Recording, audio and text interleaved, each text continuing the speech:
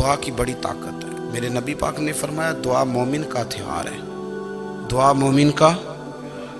مومن کا حضور نے فرمایا تقدیر کو سوائے دعا کے کوئی چیز نہیں بدل سکتی۔ دعا مومن کا ہتھیار ہے، یہ کافر کے پاس کوئی نہیں، یہ ہتھیار ہے مومن کا۔ اللہ کرے آپ کو سمجھ آئے، پھر سنیں، کئی بار کہہ چکا ہوں یہ ہتھیار ہے۔ کافر کے مقابلے میں جو تیرے پاس سب سے بڑا ہتھیار ہے وہ دعا ہے۔ دعائیں کرانی چھوڑ دی، کرنی چھوڑ دی، لینی چھوڑ دی۔ حضرت سیدنا انس بن مالک رضی اللہ تعالیٰ عنہ فرمایا کرتے تھے، میں نے وہ رنگ دیکھا ہے جب حضور دعا مانگتے تھے اور حضور کی مقدس آنکھوں میں آنسو بھی ساتھ ہی بہا کرتے تھے، میں نے وہ انداز دیکھا ہے۔ میرے نبی پاک صلی اللہ تعالیٰ علیہ وسلم نے فرمایا ہر چیز اپنے رب سے مانگ، ہر چیز مانگ، ہر چیز مانگ۔ یا رسول اللہ کیا کچھ؟ میرے محبوب نے فرمایا تیرے گھر میں نمک بھی ختم ہو جائے تو وہ بھی اپنے رب سے مانگا کر، تو مانگنا وہ تجھے دے گا، تو اس کی بارگاہ میں کشکول طلب دراز تو کرنا۔ اور ترمذی شریف میں عجیب لفظ ہیں، رسول کائنات نے فرمایا، رب کریم فرماتا ہے جب میرا بندہ ہاتھ اٹھاتا ہے نا تو مجھے حیا آتی ہے کہ میں خالی کیسے لوٹا دوں اس کے۔ اتنے بڑے بادشاہ کی بارگاہ میں کریم محبوب فرمانے لگے بندوں کے سامنے دکھ نہ بیان کرنا، اللہ تجھے کبھی غنی نہیں کرے گا، تو اپنے دکھ اپنے رب کو بتا، تو دعائیں مانگ، تو اس کی بارگاہ میں حاضر ہو، تو اس کے حضور عرض کر۔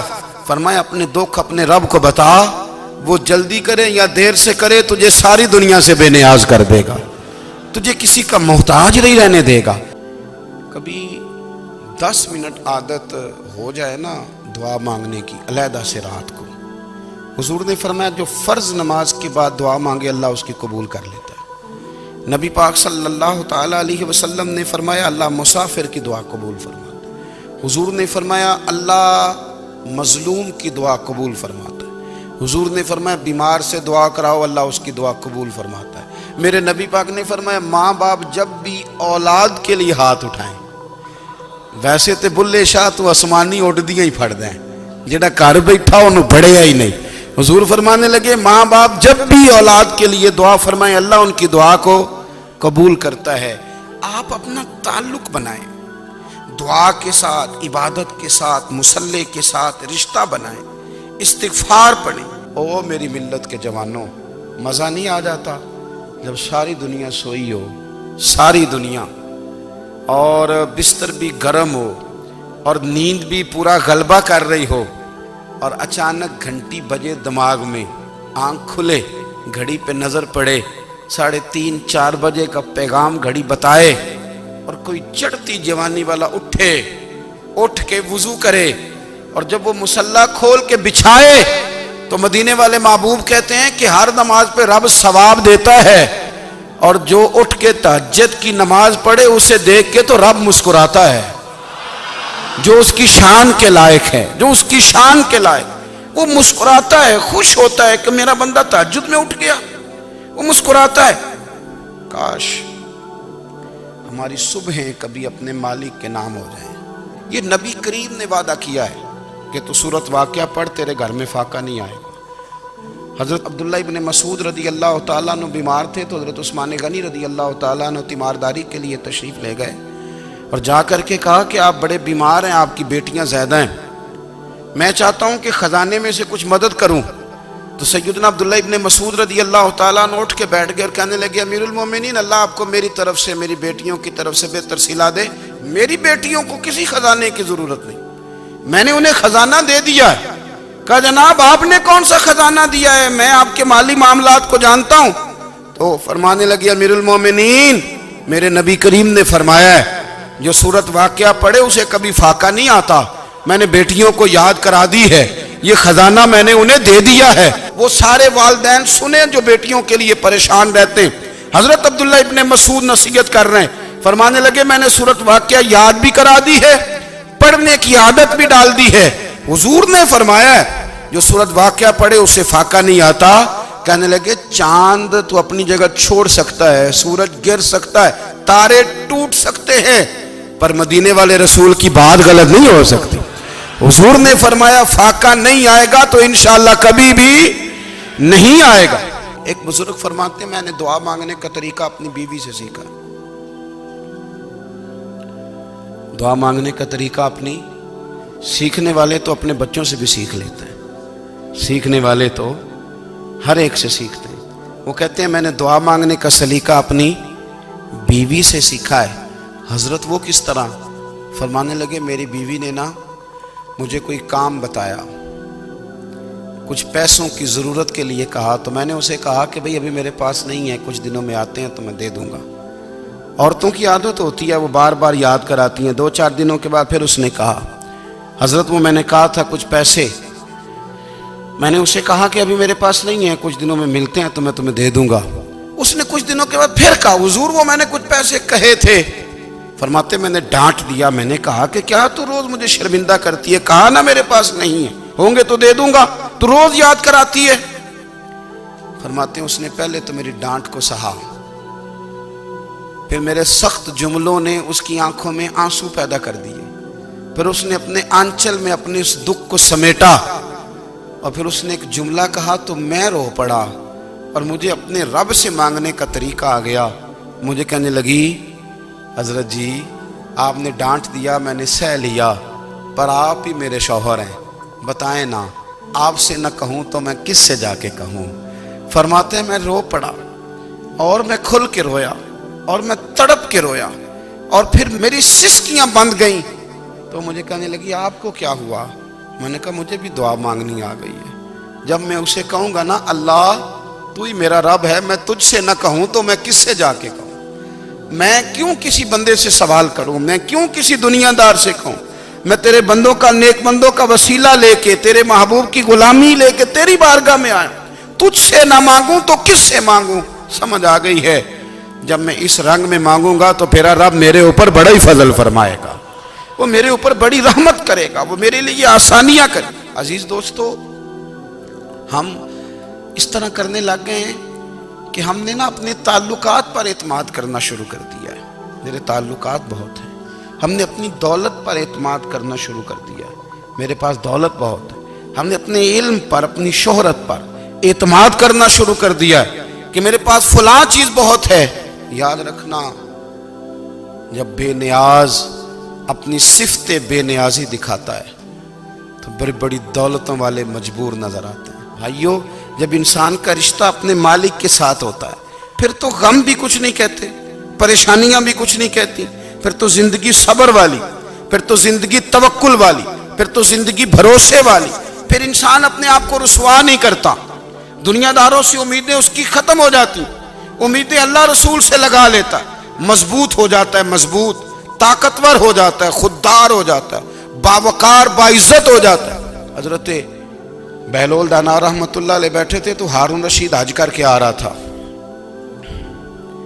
تو رستے میں حضرت شیخ سے ملاقات ہو گئی، تو السلام علیکم کے بعد کہنے لگا حضور کوئی حکم ہو تو بتائیے گا۔ تو حضرت بہلول دانا فرمانے لگے تیرا رب کون ہے؟ اس نے کہا اللہ۔ تو فرمایا میرا کون ہے؟ کہا اللہ۔ فرمانے لگے تو بڑا ہی بیوقوف ہے، کیا تو یہ سمجھتا ہے کہ رب ہارون رشید کو تو دے گا اور بہلول دانا کو بھول جائے گا؟ تیرا بھی وہی رب ہے، میرا بھی وہی رب ہے۔ اس نے اگر تجھے دے کے آزمایا ہے تو ہو سکتا ہے مجھے نہ دے کے آزما رہا ہو۔ جب اس کی حکمت کے تقاضے ہوں گے تو عطا کرے گا اور دے گا، تو جا اپنا کام کر۔ بھائی اپنی روحانی زندگی، اپنی عبادات، اپنے وظائف، اپنے روزمرہ کے معاملات، اپنی دعائیں، اپنا استغفار، دیکھو کوئی مشکل کام تو نہیں 2 رکوع ہیں سورہ واقعہ کہ اگر رات کو پڑھ لی جائے تو۔ میں کس طرح یہ بات بیان کروں کہ تعویذ بانٹنا آسان ہے اور وظیفہ بتانا مشکل ہے۔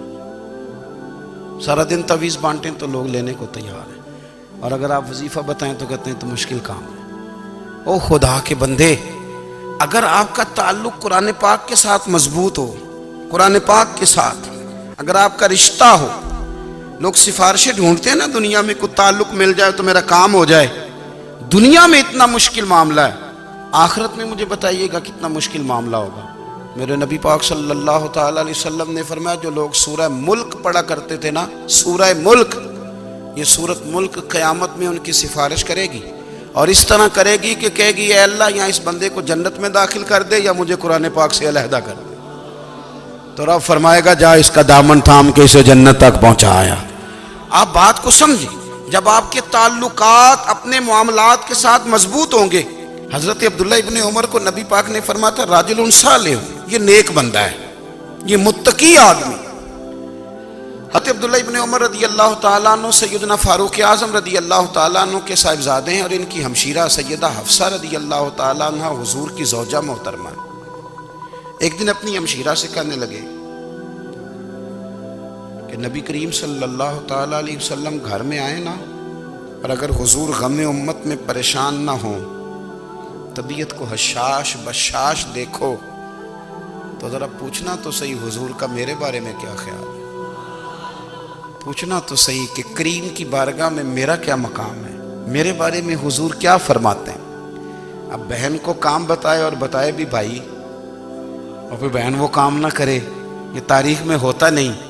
حضرت عمر فاروق رضی اللہ تعالیٰ عنہ کی صاحبزادی ام المومنین رضی اللہ تعالیٰ عنہ فرماتی ہیں کہ میں تو بس منتظر تھی. انہوں نے تو کہا تھا نا کہ اگر تم حشاش بشاش دیکھو تو بات کرنا، لیکن حضور تشریف لائے، میری باری تھی، میرے گھر تشریف لائے، کھانا پیش کیا تو فوراً میں نے عرض کی حضور ایک بات پوچھنی تھی. تو حضور نے فرمایا پوچھئے. میں نے عرض کی حضور میرے بھائی عبداللہ ابن عمر کے بارے میں آپ کا کیا خیال ہے؟ نوجوانوں میری بات پہ غور کرنا، میرے بھائی کے بارے میں آپ کا کیا خیال ہے؟ تو نبی کریم صلی اللہ تعالیٰ علیہ وآلہ وسلم نے میری طرف دیکھا، اور پھر حضور زیر لب تھوڑا مسکرائے. حضور مسکرا دیتے تھے نا تو جو بڑا دکھی ہوتا تھا وہ بھی ہنس پڑتا تھا. اب سوال پیدا ہوتا تھا کہ پھر تو اس مسکراہٹ کے لیے انتظار کرنا پڑتا ہوگا کئی مہینے کہ حضور مسکرائیں تو رونے والے ہنسیں. تو اعلیٰ حضرت فرماتے نہیں، انتظار نہیں کرنا پڑتا، یہ مسکراتے رہنا تو حضور کی عادت ہے. جس کی تسکین سے روتے ہوئے ہنس پڑے، اس تبسم کی عادت پہ لاکھوں سلام. یعنی یہ تو عادت ہے حضور کی مسکراتے رہنا، اس کے لیے انتظار نہیں کرنا پڑتا. بھائیو آپ خیال رکھیں گے، غور کریں گے. حضرت عبداللہ ابن عمر رضی اللہ تعالیٰ عنہ کے بارے میں پوچھا تو سیدہ فرماتی ہیں کہ نبی کریم صلی اللہ تعالیٰ علیہ وسلم نہ زیر لب مسکرائے اور فرمایا حفصہ تیرا بھائی ہے تو اچھا، لیکن میں نے سنا ہے کہ عشاء کی نماز پڑھتا ہے تو فجر تک سویا ہی رہتا ہے. او نوجوانوں، 10 بجے تک سونے کی بات نہیں ہوئی، 9 بجے تک سونے کی بات نہیں ہوئی، 11 بجے اٹھنے کی بات نہیں. حضور فرمانے لگے میں نے سنا ہے کہ عشاء کی نماز پڑھ کے سو جاتا ہے اور فجر تک سویا ہی رہتا ہے، اسے چاہیے کہ تہجد کے وقت اٹھا کرے، اللہ کی بارگاہ میں حاضر ہوا کرے، آہوزاری کرے، سجدے کرے، عبادت کرے. اٹھتا ہے اور فجر میں جا کے اٹھتا ہے. حضرت جناب حفصہ رضی اللہ تعالیٰ عنہ کہتی ہے میں نے جناب عبداللہ ابن عمر کو پیغام دیا اور میں نے کہا میرے جوان بھائی سن. نبی پاک نے فرمایا ہے تو اچھا پر تہجد میں نہیں اٹھتا، نفل نہیں پڑھتا. نبی کریم علیہ السلام نے فرمایا بندہ نفلوں کے ذریعے رب کے قریب جاتا ہے، اور اتنا قریب جاتا ہے کہ پھر اللہ اس کی زبان بن جاتا ہے، اللہ اس کی آنکھیں بن جاتا ہے، کان بن جاتا ہے، ہاتھ اور پیر بن جاتا ہے. تو یہ تو عبادت ہے، یہ تو اللہ کی بارگاہ کی حاضری ہے جو آپ کو اللہ کے قریب کرے گی. تو اپنے نماز کو اہمیت دے کے ادا کریں، نمازیں موبائل بند کر کے ادا کریں. لیکن نا کچھ لوگ کہتے ہیں مجھے ٹائم نہیں ملتا نماز کا، تو میں کہتا ہوں یہ آپ نے بڑی جرت کی بات کی ہے. مجھے کو میرا پیر بھائی کہہ دینا میرے پاس ٹائم نہیں آپ کو ملنے کا، تو میں کہتا ہوں آج کے بعد آنا ہی نہ. تو کیا سمجھتا ہے تو بہت بڑا آدمی ہے، تیرے پاس ٹائم نہیں ہے اور ہمیں ملنے کا ٹائم، موج کر. تو آپ نے اللہ رسول کو کہہ دیا ٹائم نہیں. اور عجیب فلسفہ ہے نا، کہا جائے نماز پڑھنے آؤ تو کہتے ہیں کپڑے ٹھیک نہیں، اور کہا جائے کہ آؤ ذرا دعوت پہ چلیں تو کہتے ہیں 1 منٹ ٹھہر میں کپڑے بدل کے آیا. نماز کے لیے کہا تو کہتا ٹھیک نہیں، دعوت کے لیے کہا تو کہتا میں ذرا تیاری کر لوں، یوں جانا مناسب نہیں.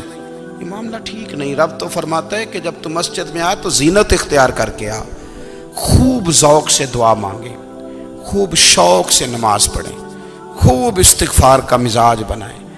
آپ لوگوں کے بیچ رہ کے سوکھ حاصل کرنا چاہتے ہیں، لیکن آپ کو پتہ ہے کئی مہینے غار حرا میں رہنا بھی مدینے والے محبوب کا طریقہ ہے. ہر سال اعتکاف بیٹھنا الگ سے، یہ بھی حضور کا طریقہ ہے. مسجد نبی کے اندر دروازہ کھلتا تھا نبی کریم کا، پر گھر کے اندر نفل پڑھے نبی پاک۔ اور حضور فرماتے ہیں کچھ نفل نماز گھر میں بھی پڑھا کرو، گھر کو قبرستان نہ بناؤ۔ ہمارا گھر اللہ کے ذکر سے آباد ہوگا۔ اگر ہم نماز پڑھیں گے نا، میں جب سنت پڑھنے کے لیے گھر میں کھڑا ہوتا ہوں تو میرا جو 2.5-3 سال کا بیٹا ہے نا، وہ بھی میرے ساتھ نماز پڑھنی شروع کر دے۔ اسے پتہ کوئی نہیں نماز کیا ہوتی ہے، لیکن وہ بھی نا سجدہ نہ بھی کرنا ہے تو ساتھ لیٹ ضرور جاتا ہے۔ پتہ چلا بچے لیکچر دینے سے نماز نہیں پڑھتے، نماز شروع کر دیں تو بچے بھی شروع کر دیتے ہیں۔ ہم جب پریشان ہوتے ہیں تو لیکچر دیتے ہیں، تو لیکچر تو باہر شاید چل جائے، گھر میں کیسے چلے گا؟ گھر میں تو عمل چلے گا۔ حضرت ابو الحسن رحمۃ اللہ تعالیٰ علیہ حضرت معاذ ابن جبل رضی اللہ تعالیٰ عنہ کے پاس بیٹھا کرتے تھے۔ فرماتے ہیں ان سے جو پیار بڑھا تو پھر میرا مصلی سے بھی بڑھ گیا۔ تابعی ہیں، فرماتے ہیں صحابی رسول سے محبت ہوئی تو ذکر سے بھی ہو گئی، پھر درود شریف سے بھی ہو گئی۔ محبت ان سے بڑھی تو پھر اللہ نے مسجد کا پیار بھی بڑھا دیا۔ آپ فرماتے ہیں کہ میری ہر وقت طبیعت چاہتی تھی کہ بس اللہ اللہ کروں، بس اللہ اللہ کروں، بس نہ میں ذرا تھوڑی جان چھڑاؤں لوگوں سے، کو 10 منٹ ملے تو میں کو 4 نفل پڑھ لوں، میں تھوڑا سا نہ بچوں لوگوں سے، اور مجھے تسبیح ملے تو میں نہ کچھ 400-500 دفعہ استغفار پڑھوں، سبحان اللہ، الحمدللہ، اللہ اکبر، لا حول ولا قوت الا باللہ، میں نہ تسبیحات پڑھوں۔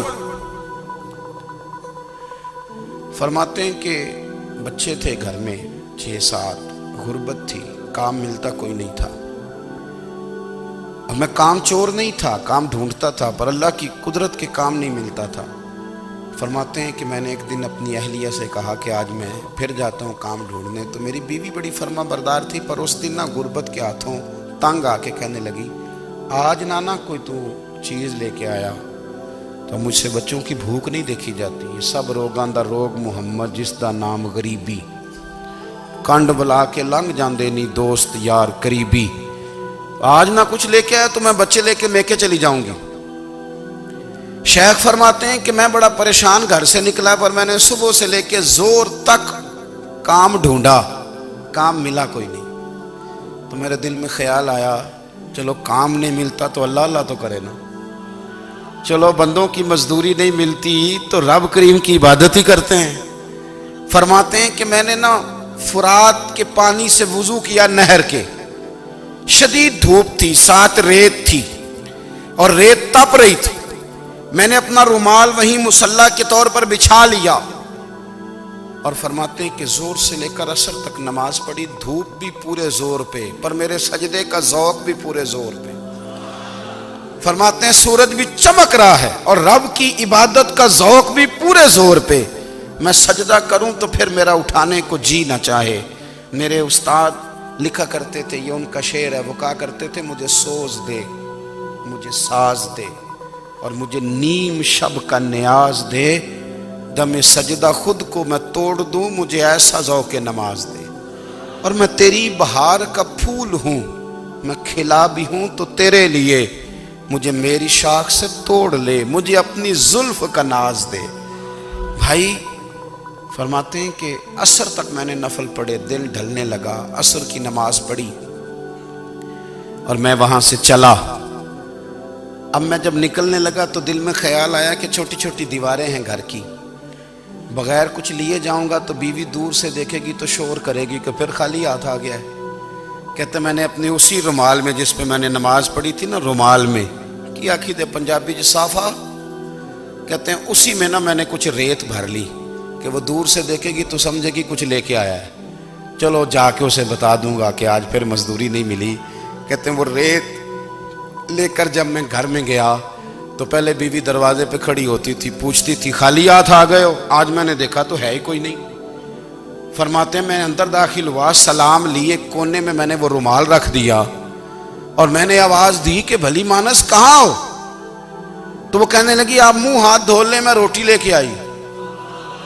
میں نے کہا روٹی کہاں سے آ گئی؟ یہاں تو کئی دنوں کے فاقے، تو کئی دنوں کی غربت ہے، یہاں تو اس گھر میں تو فقیری ہے۔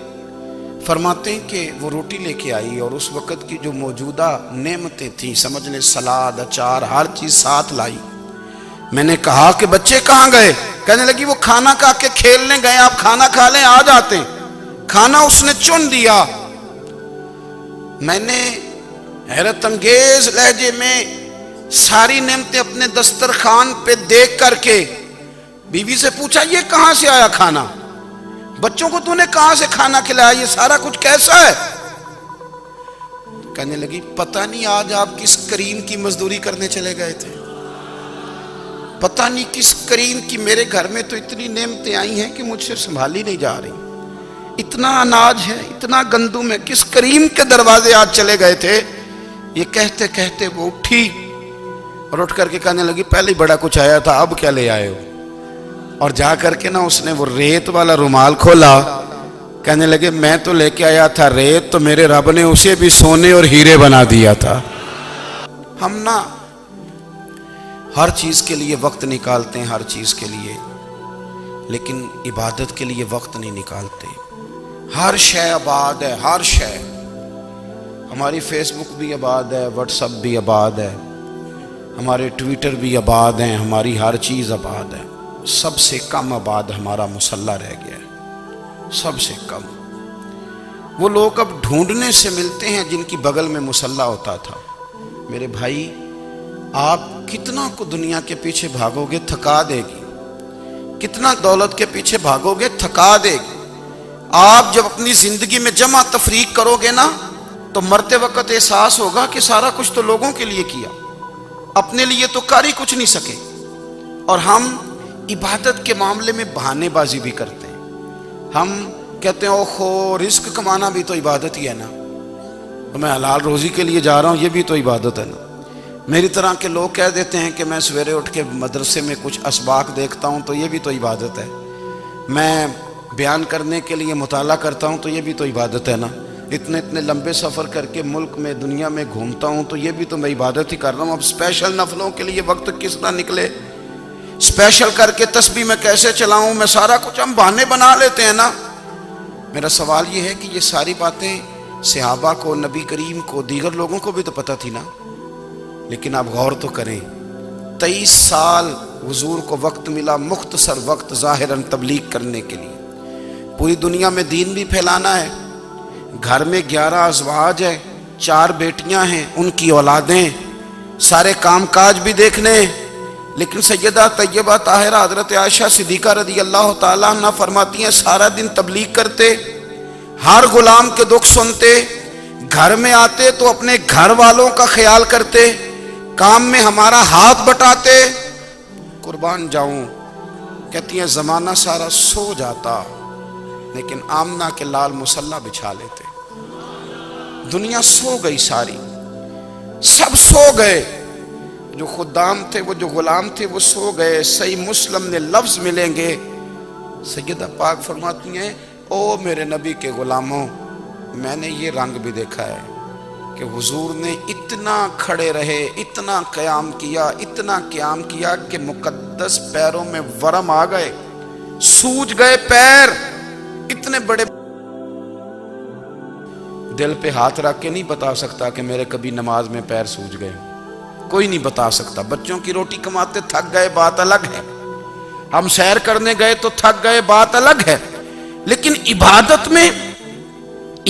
میں یہ بھی تو مسلم شریف ہے نا، یہ بھی تو دین ہے نا، یہ بھی تو حضور کی سنت ہے، یہ بھی تو وہ چیز ہے جو کریم کی آنکھوں کی ٹھنڈک ہے۔ سیدہ فرماتی ہیں پیروں میں ورم آ گئے، اور ساری رات ہی حضور نے نماز پڑھی اور ایک ہی آیت بار بار دہرائی۔ مسجد نبوی میں بلال حبشی نے فجر کی اذان دے دی اور حضور ابھی مصلی پہ تھے، کریم فارغ ہوئے، میں نے عرض کی یا رسول اللہ صلی اللہ علیہ وسلم آپ کے تو صدقے اللہ اگلے پچھلوں کے گناہ معاف کرے گا، تو آپ اتنی آہوزاری کیوں فرماتے ہیں؟ آپ تو شفیع ہیں، آپ تو انبیاء کے امام ہیں۔